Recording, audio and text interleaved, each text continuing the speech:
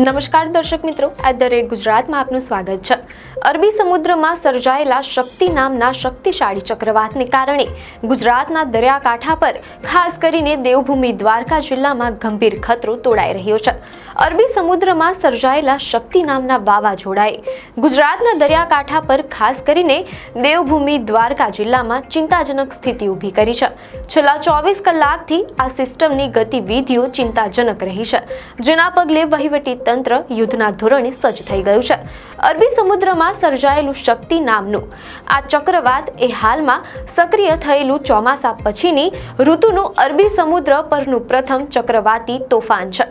આ વાવાઝોડું શું છે અને તેની વર્તમાન સ્થિતિ શું છે તેના વિશે આપણે વિગતવાર વાત કરીએ તો હવામાન વિભાગના તાજેતરના અહેવાલો મુજબ ચક્રવાત શક્તિ હાલમાં દ્વારકાથી આશરે 240 કિલોમીટર દૂર છે।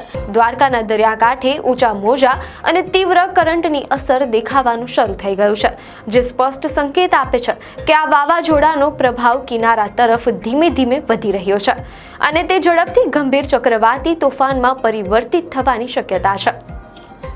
મીડિયા અહેવાલો અનુસાર તેની ગતિ પ્રતિ કલાકે 12 કિલોમીટર જેટલી માપવામાં આવી છે અને તે પશ્ચિમ દક્ષિણ પશ્ચિમ દિશામાં આગળ વધી રહ્યું છે। હવામાન શાસ્ત્રીઓના મતે આ સિસ્ટમ સમુદ્રની સપાટીના ગરમ તાપમાન અને અનુકૂળ પવન પરિસ્થિતિઓના કારણે ઝડપથી ઉર્જા મેળવી રહી છે। અનુમાન છે કે આજે 4 ઓક્ટોબરના રોજ આ સિસ્ટમ ગંભીર ચક્રવાતી તોફાનમાં બદલાશે અને 5 ઓક્ટોબરે મધ્ય અરબ સાગરના ઉત્તરી ભાગ સુધી પહોંચશે। ત્યારબાદ 6 ઓક્ટોબરથી આ વાવાઝોડું પૂર્વ ઉત્તર પૂર્વ દિશામાં વળીને દરિયામાં જ આગળ વધે તેવી સંભાવના છે, જે ગુજરાત માટે રાહતનો સંકેત ગણી શકાય। જો કે આ વાવાઝોડાનો પ્રભાવ ગુજરાત અને ઉત્તર મહારાષ્ટ્રના દરિયાકાંઠા પર સ્પષ્ટપણે અનુભવાશે। ભલે વાવાઝોડું લેન્ડફોલ ન કરે, પરંતુ તેની અસર ઓછી આંકવી ભૂલ ભરેલી સાબિત થઈ શકે છે। ખાસ કરીને 5 થી 7 ઓક્ટોબર વચ્ચે દક્ષિણ સૌરાષ્ટ્રના વિસ્તારો, જેમાં જૂનાગઢ, ગીર સોમનાથ, પોરબંદર અને દેવભૂમિ દ્વારકાનો સમાવેશ થાય છે, ત્યાં હળવાથી મધ્યમ વરસાદી ઝાપટા અને દરિયાકાંઠે તેજ પવન ફૂંકાવાની શક્યતા છે। પવનની ગતિ 60 થી 80 કિલોમીટર પ્રતિ કલાક સુધી પહોંચી શકે છે। રાજ્યના અન્ય વિસ્તારો જેમ કે ઉત્તર ગુજરાત અને મધ્ય ગુજરાત કેટલાક ભાગોમાં પણ સામાન્યથી મધ્યમ વરસાદ થઈ શકે છે। દ્વારકાના દરિયાકાંઠે તો વાવાઝોડાની અસર અનુભવવાનું શરૂ થઈ ચૂક્યું છે। હાલમાં દરિયામાં પવન સાથે ઊંચા મોજા ઉછળી રહ્યા છે અને તીવ્ર કરંટ જોવા મળી રહ્યો છે। આ સ્થિતિ સ્પષ્ટ સંકેત આપે છે કે વાવાઝોડાએ કિનારા તરફ ધીમે ધીમે પ્રભાવ પાડવાનું શરૂ કરી દીધું છે। વાવાઝોડાની ગંભીરતાને ધ્યાનમાં રાખીને જિલ્લા વહીવટી તંત્ર સંપૂર્ણપણે એલર્ટ મોડ પર આવી ગયું છે અને યુદ્ધના ધોરણે સાવચેતીના પગલાં લેવામાં આવી રહ્યા છે। વાવાઝોડાની ગંભીરતાને ધ્યાનમાં રાખીને તંત્ર દ્વારા સૌથી પહેલું અને મહત્વનું પગલું ભરવામાં આવ્યું છે। ગુજરાત સરકારના ફિશરીઝ ડિપાર્ટમેન્ટ ગાંધીનગર દ્વારા દેવભૂમિ દ્વારકા સહિત તમામ દરિયાઈ વિસ્તારોમાં માછીમારી પર તાત્કાલિક પ્રતિબંધ મૂકી દેવામાં આવ્યો છે।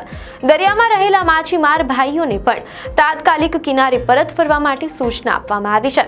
આ અંગે માછીમાર ભાઈઓને સ્પષ્ટ સૂચના આપવામાં આવી છે કે તેઓ જીવનું જોખમ લઈને દરિયો ન ખેડે। દરિયામાં તીવ્ર કરંટ અને ઊંચા મોજાની સ્થિતિ જોતા આ નિર્ણય જાનહાનિ ટાળવા માટે અત્યંત મહત્વનો છે। દરિયાકાંઠાના તમામ ગામોને એલર્ટ પર મૂકવામાં આવ્યા છે।